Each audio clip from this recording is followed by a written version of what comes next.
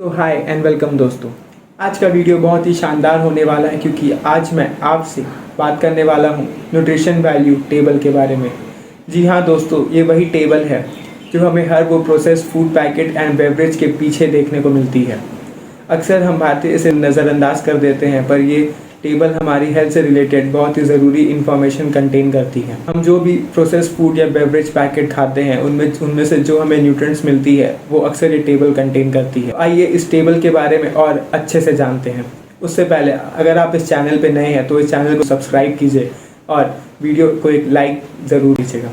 Hello guys, my name is Raunak and welcome to go for it channel. तो दोस्तों, nutrition value table एक ऐसी table है जो एक हर प्रोसेस फूड पैकेट के पीछे देखने को मिलती है। ये FSSAI एंड FDA द्वारा इम्पॉर्टेंट है कि हर वो कंपनी जो प्रोसेस फूड मैन्युफैक्चर कर रही है उसे ये टेबल अपने पैकेट पे इन्वॉल्व करना ज़रूरी है। तो दोस्तों, सबसे पहले नंबर पर आता है सर्विंग साइज। तो दोस्तों, आप रेगुलरली देखते होंगे कि ये हर एक प्रोसेस फूड पैकेट के पीछे जो टेबल रहती है उसमें एक स्टैंडर्ड वैल्यू मेंटेन रहती है जो कि है 100 ग्राम्स। तो दोस्तों, और कुछ कुछ फूड पैकेट्स पे आपको 40 ग्राम्स या 50 ग्राम्स भी देखने को मिलेगी। तो दोस्तों, अगर आप कोई स्पेसिफिक फूड प्रोडक्ट रेगुलरली खा रहे हैं और जैसे कि अगर वो फूड प्रोडक्ट आप ज़्यादा मात्रा में खाते हैं तो इन शॉर्ट अगर वो 40 ग्राम्स के हिसाब से उस टेबल ने मेंशन की हुई है तो उस और आप 3 गुना ज़्यादा खा रहे हैं तो आपको 3 गुना ज़्यादा कैलोरीज मिलेगी। और दोस्तों, दूसरी जो ट्रिक है चेक करने की वो है 520 रूल। तो दोस्तों, जो भी इंग्रेडिएंट्स या फिर न्यूट्रिएंट्स लिस्ट आपको उस टेबल में कम देखने को मिलेगी वो होती है 5% से लेस, और जो इंग्रेडिएंट्स आपको ज़्यादा देखने को मिलेगी वो होती है 20% एंड मोर। तो दोस्तों, आप जो भी प्रोसेस फूड एंड पैकेट को खरीद रहे हैं उसमें ज़रूर ये चेक करें कि उसमें process fats, trans fats, saturated fats, sugar and sodium less than 5% हो, and vitamins, minerals, polyunsaturated fatty acids and monounsaturated fatty acids फिर और भी vitamins, proteins and fiber 20% से ज़्यादा मात्रा में हो। So it is as simple। जो प्रोडक्ट में जो खराब चीज़ें हैं जैसे कि सैचुरेटेड फैट्स वो सब कम से कम मात्रा में होनी चाहिए, और जितने भी अच्छी चीज़ें हैं जैसे कि vitamins, fibre, proteins and phosphorus, all minerals वो सब 20% या उससे ज़्यादा मात्रा में होनी चाहिए। तो दोस्तों, सेकंड नंबर पे जो आती है वो है कैलोरीज इनटेक। दोस्तों, एक एवरेज अडल्ट यानी कि मेन एंड वुमेन की कैलोरीज इनटेक पर डे होती है 2000 से 3000 एंड फ्रॉम 1600 टू 2400। पर दोस्तों, हम रेगुलरली अपने लाइफस्टाइल या फिर डेली रूटीन में बहुत सारी अनवांटेड चीज़ें खाते रहते हैं जिससे कि हम एक्सेस वेट गेन और अनवांटेड कैलोरीज गेन करते रहते हैं। दोस्तों, अनवांटेड एम्प्टी कैलोरीज वो कैलोरीज होती है जो हमारी बॉडी को कोई न्यूट्रिशन प्रोवाइड नहीं करती, उसका सिर्फ एक ही काम है, टू पुट अप वेट। तो दोस्तों, हमारी बॉडी को पर डे जितनी कैलोरी इंटेक की आवश्यकता है हम उससे कहीं ज़्यादा इंटेक कर लेते हैं। तो दोस्तों, इसको मिनिमाइज करने का सिर्फ एक ही ईजी तरीका है, रेगुलरली एक्सरसाइज। आई मीन दोस्तों, जैसे हमारी जो रेगुलरली इंटेक होती है वो होती है 2000 से 3000 कैलोरी, लेकिन दोस्तों अगर आप 2000 से 3000 कैलोरी रेगुलर इंटेक कर रहे हैं तो आपको नहीं भी तो 2500 से ज़्यादा कैलोरी बर्न करनी पड़ेगी पर डे। थर्ड नंबर पर आता है कार्बोहाइड्रेट्स। दोस्तों, कार्बोहाइड्रेट्स हमारे रेगुलर डाइट का एक इम्पॉर्टेंट हिस्सा है जो कि शुगर एंड फाइबर कंटेन करता है। दोस्तों, हम अक्सर जो भी process foods and beverage packets खाते रहते हैं उसमें आर्टिफिशियल यानी कि रिफाइंड शुगर ही पाई जाती है। अक्सर ब्रांड्स अपने प्रोडक्ट्स में रिफाइंड शुगर को छुपाने के लिए अलग अलग नाम से मार्केटिंग करते हैं, जैसे कि date syrup, high fructose corn syrup, sucrose, added sugars. पर दोस्तों, याद रखिए ये सब रिफाइंड शुगर का ही फॉर्म है, आपको कभी भी प्रोसेस फूड्स या पैकेट्स में नेचुरल शुगर नहीं मिलेगी। तो दोस्तों, अब बात करते हैं फाइबर के बारे में। दोस्तों, फाइबर हमारे डाइट का एक इम्पॉर्टेंट हिस्सा है। फाइबर हमारे बॉडी में जो भी इंजेस्टेड फूड है उसको और सेल्यूबल एंड ईजिली डाइजेस्टिबल बनाता है। फाइबर हमारे डाइजेस्टिव सिस्टम को और अच्छे से मेंटेन करता है और बॉवल एंड स्टूल एक्सक्रीशन में हेल्प करता है। तो दोस्तों, ऐसा नहीं है कि एडेड शुगर्स वाली प्रोडक्ट्स या फिर प्रोसेस फूड्स हमारे बॉडी के लिए बहुत ज़्यादा खराब होती है। बस आपको इतना ध्यान रखना है कि आप जो भी प्रोसेस या फिर पैकेज फूड्स खा रहे हैं उसमें फाइबर हाई मात्रा में हो और एडेड शुगर्स कम से कम मात्रा में हो। दोस्तों, regular high sugary process foods अपने डाइट में इंटेक करने से diabetes, metabolic syndromes, inflammatory problems and obesity का खतरा लगातार बढ़ता रहता है। बस आपको इतना ध्यान रखना है कि आप जो भी शुगरी फूड्स या फिर प्रोसेस फूड्स खा रहे हैं उसमें जो एडेड शुगर्स है उसकी मात्रा लेस देन 10% हो। तो दोस्तों चौथे नंबर पर आता है फैट्स। दोस्तों फैट्स हमारे एक रेगुलर डाइट का इम्पॉर्टेंट हिस्सा है। हाँ, इंडिया की आधी पॉपुलेशन तो अपने फैट से परेशान है। हर वो तीसरे बंदे को ब्लोटिंग, ऑब्सिटी या फिर वेट गेन की प्रॉब्लम रहती है। पर दोस्तों ऐसा बिल्कुल भी नहीं है कि हर वो फैट्स हमारे बॉडी के लिए ख़राब होती है। तो फैट्स की नंबर 1 कैटेगरी पे आता है saturated fats, unsaturated fats and trans fats. दोस्तों इसमें तो सबसे खराब फैट्स होती है वो होती है saturated fats and trans fats. दोस्तों ये दोनों फैट्स एक पार्शियली हाइड्रोजनेशन प्रोसेस से होकर बनती है। तो दोनों फैट्स को मैन्युफैक्चर करने के लिए high temperature cooking and processing के बाद बनाई जाती है, जिसमें कि इनमें कोई न्यूट्रिएंट्स नहीं बचता और ये सिर्फ वेट गेन का काम करती है। सैचुरेटेड फैट्स में कोई न्यूट्रिएंट्स नहीं पाया जाता है और ये हमारे बॉडी के लिए अनडाउटेड प्रॉब्लम्स लेकर आती है और हमारे हार्ट हेल्थ को इफेक्ट करती है। Saturated fats and trans fats का रिच सोर्स है oil, butter, hydrogenated vegetable oils, glucose, sucrose, refined sugars. तो दोस्तों अब बात करते हैं अनसैचुरेटेड फैट्स के बारे में। तो अनसैचुरेटेड फैट्स में 2 फैट्स पाई जाती हैं जो कि poly unsaturated fatty acids and mono unsaturated fatty acids. दोस्तों ये दोनों फैट्स हमारे बॉडी के लिए बहुत ही लाभदायक और अच्छी होती है। इन्हें शॉर्ट फॉर्म्स में मूफा एंड पूफा कहा जाता है। तो दोस्तों मूफा एंड पूफा का रिच सोर्स है कच्ची खानी या cold pressed oils, nuts, seeds, leafy vegetables, jaggery, मिश्री एंड मच मोर न्यूट्रिएंट्स। इसे अपने डाइट में ज़रूर शामिल करें और सैचुरेटेड एंड ट्रांस फैट्स को अपने डाइट में कम से कम इस्तेमाल करें। तो फैट्स की सब कैटेगरीज में आता है ओमेगा 3 एंड ओमेगा 6। दोस्तों ओमेगा 3 हमारी बॉडी मैन्युफैक्चर नहीं कर पाती है और इसे हमें रेगुलरली अपने डाइट से इंटेक करना होता है। ये एक एंटी इन्फ्लेमेटरी एजेंट है जो हमारी बॉडी में इलनेस को इम्प्रूव करती है, हमारे बॉडी में जितने भी डैमेज सेल्स है उन्हें रिपेयर करती है और हमारे बॉडी को एक अच्छा पॉस्चर एंड ग्रोथ देती है। दोस्तों ओमेगा 3 का रिच सोर्स है nuts, flax seeds, chia seeds, vegetables, salmon, legumes and lentils. Omega 6 भी हमारे बॉडी के लिए उतना ही इम्पॉर्टेंट है जितना कि ओमेगा 3।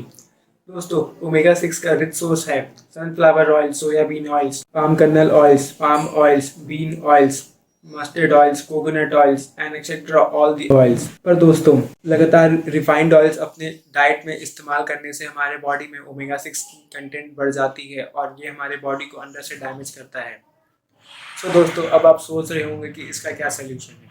दोस्तों इसका सिर्फ एक ही सोल्यूशन है कि आप अपने डाइट में कम से कम ऑयल को यूज़ कीजिए। और फिर भी अगर आपको अपने डाइट में मसालेदार और चटपटी खाना अच्छा लगता है या फिर आप इसे रेगुलर कंटिन्यू करना चाहते हैं तो आप अपने रिफाइंड ऑयल्स को कच्ची खानी या कोल्ड प्रेस ऑयल से रिप्लेस करें। और दोस्तों ये ज़रूर ध्यान रखें कि आपकी बॉडी में ओमेगा 3 एंड ओमेगा 6 की रेशियो वेल बैलेंस हो। अब बात करते हैं सोडियम के बारे में। सोडियम यानी कि सॉल्ट, जिसे हम आम भाषा में नमक भी कहते हैं। दोस्तों आप जब भी कोई प्रोसेस्ड फूड्स एंड पैकेजेस खरीदें तो ध्यान दीजिए कि उस पर सोडियम की मात्रा कम से कम हो। एक एवरेज वैल्यू के हिसाब से सोडियम की मात्रा हर एक प्रोसेस्ड फूड्स एंड पैकेजेस में लेस देन 140 मिलीग्राम्स होनी चाहिए।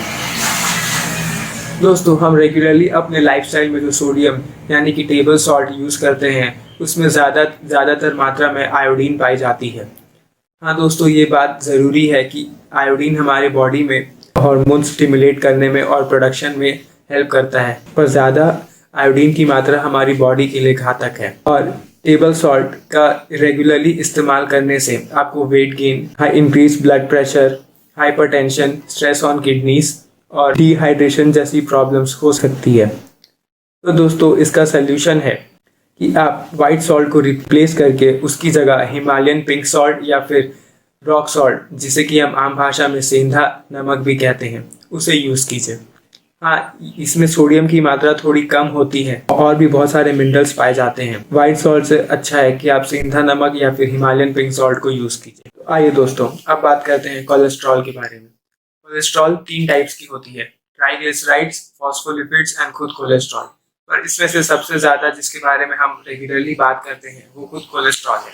कोलेस्ट्रॉल जो कि एक फैट मॉलिक्यूल है जो हमारी बॉडी में लीवर में प्रोड्यूस होती है।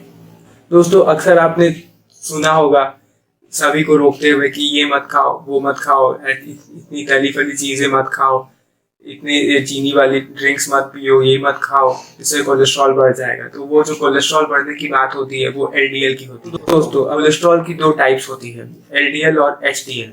एलडीएल यानी लो डेंसिटी लिपोप्रोटीन।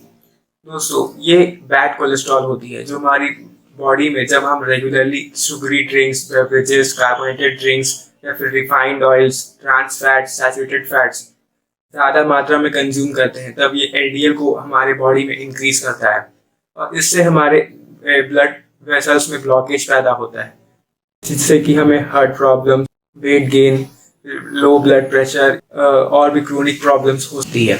पर दोस्तों, ज़्यादा से ज़्यादा प्रोसेस्ड फूड खाने से आपकी एलडीएल लगातार बढ़ती रहती है, जिससे कि हम आम भाषा में बैड कोलेस्ट्रॉल कहते हैं। और बैड कोलेस्ट्रॉल हमारे बॉडी में इंक्रीज होने से हमारे ब्लड वेसल्स में ब्लॉकेज पैदा होना शुरू हो जाता है, जिससे कि weight gain, obesity, heart problems and chronic problems का खतरा लगातार बढ़ता रहता है। पर दोस्तों, हमारी बॉडी में एक और कोलेस्ट्रॉल होती है, वो होती है एचडीएल, यानी कि हाई डेंसिटी लिपोप्रोटीन। दोस्तों, ये गुड कोलेस्ट्रॉल होता है। लगातार जैसे हम अगर vitamin, nutrients, unsaturated fats, fibres, proteins और भी बहुत सारे जो चीज़ें जो अच्छी होती है, यानी कि कच्ची हनी ऑयल्स या जिसे ओमेगा 3, ओमेगा 6 कंटेंट, अगर हम लोग ये रिच फूड्स खाएंगे तो हमारी एचडीएल यानी कि हाई डेंसिटी लिपोप्रोटीन और गुड कोलेस्ट्रॉल लगातार इंक्रीज होती है, जो हमारी बॉडी में एलडीएल को कम करती है और हमारी बॉडी को एक सेफर साइड की ओर ले जाती है। अब बात करते हैं विटामिन और मिनरल्स के बारे में। तो दोस्तों, ये सबसे इम्पॉर्टेंट पार्ट है हमारे डाइट का, पर प्रोसेस्ड फूड्स एंड पैकेट्स खरीदते वक्त हम इस पर बिल्कुल ध्यान नहीं देते। ध्यान रखिए कि आप जब भी प्रोसेस्ड फूड्स एंड पैकेट्स खरीदते हैं तो उसमें न्यूट्रिशन टेबल चेक करते हुए अब ये कॉलम ज़रूर चेक कीजिए। दोस्तों, हर वो प्रोसेस्ड फूड्स एंड पैकेट्स की न्यूट्रिशन टेबल में आपको vitamin A, B, C, D, iron, magnesium, proteins, vitamin, calcium, phosphorus and और भी बहुत सारे मिनरल्स मिलते हैं। आप जब भी प्रोसेस्ड फूड्स एंड पैकेट्स खरीद रहे हो तो ये ज़रूर ध्यान रखिए कि उसमें विटामिन एंड मिनरल्स की मात्रा more than 20% on daily values हो। तो दोस्तों, आइए अब एक फाइनल रिकैप करते हैं। तो अगली बार जब आप प्रोसेस्ड फूड या पैकेट खरीदने जाए तो सबसे पहले उसकी न्यूट्रिशन वैल्यू टेबल को ज़रूर चेक कीजिए। सबसे पहले सर्विंग साइज से स्टार्ट कीजिए। आप अपने हिसाब से सर्विंग साइज को सेलेक्ट कर सकते हैं। उसके बाद अगर आप एक लो कैलोरी डाइट को फॉलो कर रहे हैं तो आपको उस फूड में लो कैलोरी ऑप्शन को ढूंढना चाहिए, यानी कि लेस देन 40 कैलोरीज। उसके बाद आपको saturated fats, trans fats and added sugars में सबसे कम वैल्यू ढूंढनी चाहिए, यानी कि लेस देन 5%। उसके बाद आपको vitamin, minerals and dietary fibre में मोर देन 10% की वैल्यू देखनी चाहिए। दोस्तों, अब आता है विटामिन एंड कैल्शियम यानी कि मिनरल्स का सेक्शन। इसमें आपको मोर देन 20% की वैल्यू देखनी चाहिए। उसके बाद जो फाइबर्स की सेक्शन है यानी कि डाइटरी फाइबर, उसमें आपको मोर देन 10% की वैल्यू देखनी चाहिए। और दोस्तों, फाइनली आपको सोडियम की मात्रा कम से कम ढूंढनी चाहिए, यानी कि लेस देन 140 मिलीग्राम्स। और दोस्तों, कोलेस्ट्रॉल की मात्रा कम से कम होनी चाहिए, यानी कि लेस देन 20 मिलीग्राम्स, और ज़्यादा अच्छा होगा कि कोलेस्ट्रॉल ना ही हो। तो दोस्तों, आई एम श्योर आपको इस वीडियो से बहुत सारी इन्फॉर्मेशन मिली होगी। और दोस्तों, प्रोसेस्ड फूड खाना या फिर ना खाना ये आपकी चॉइस है, पर अगर आप प्रोसेस्ड फूड को खाते हैं तो अब से आप ये गलती नहीं करेंगे और अपने हेल्थ को डैमेज नहीं करेंगे। दोस्तों, तो प्रोसेस्ड फूड खाइए बट इन अ स्मार्टर वे, यानी कि आप जब भी कोई प्रोसेस्ड फूड एंड पैकेट खरीदे तो उसकी न्यूट्रिशन वैल्यू टेबल को ज़रूर चेक कीजिए और उसके बाद आपको समझ में आ जाएगा कि वो आपकी हेल्थ के लिए कितने काबिल है या फिर कितनी नुकसानदायक है। और दोस्तों, अगर आपको ये वीडियो अच्छी लगी तो प्लीज़ इसे लाइक कीजिए, अपने फ्रेंड्स या फिर रिलेटिव्स के साथ ज़रूर शेयर कीजिए एंड ऐसे ही अच्छी एंड इन्फॉर्मेटिव वीडियोस के लिए इस चैनल को सब्सक्राइब ज़रूर कीजिए।